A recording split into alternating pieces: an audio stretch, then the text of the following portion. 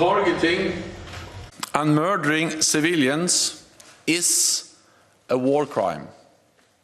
All the facts must be established, and all those responsible for these atrocities must be brought to justice. NATO allies are supporting investigations, including through the United Nations and the International Criminal Court.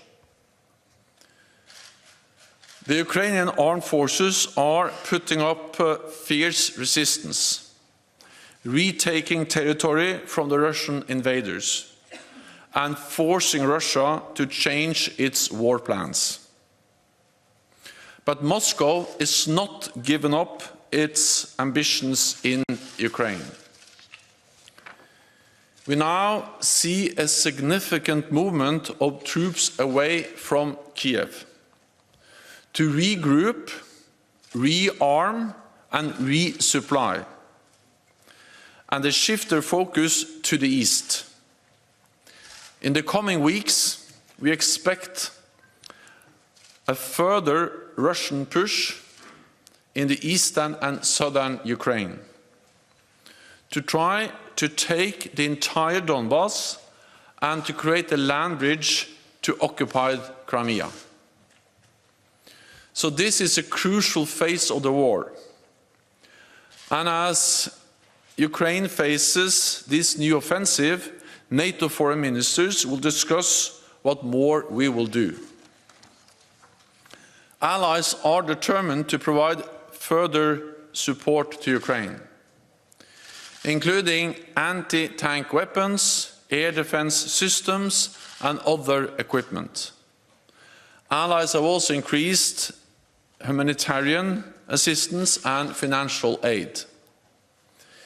NATO will also look to provide cybersecurity assistance and equipment to help Ukraine protect against chemical and biological threats. I expect we will also decide to do more for NATO's other partners, which are vulnerable to Russian threats and interference, including Georgia and Bosnia-Herzegovina.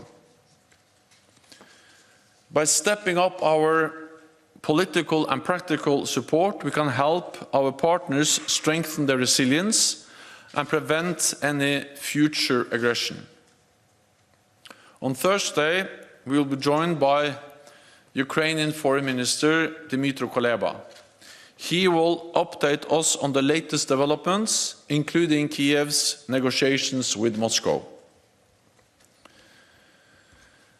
Finland, Sweden, Georgia, and the European Union will be at the table, and we will be joined by NATO's Asia-Pacific partners, Australia, Japan, New Zealand, and the Republic of Korea. Because this crisis has global implications, which concerns us all. We see that China has been unwilling to condemn Russia's aggression and has joined Moscow in questioning the right of nations to choose their own path. At a time where authoritarian powers are pushing back on the rules-based international order, it is even more important for democracies to stand together and protect our values. So I expect we will agree to deepen NATO's cooperation with our Asia-Pacific partners, including in areas such as arms control, cyber, hybrid and technology. Working more closely together will make us all safer and more secure. Allies will also discuss our work to develop NATO's next strategic concept in time for the Madrid summit in June. It will guide the alliance as we adapt to a new security reality. It will address the implications of Russia's aggressive actions and our future relationship with Moscow.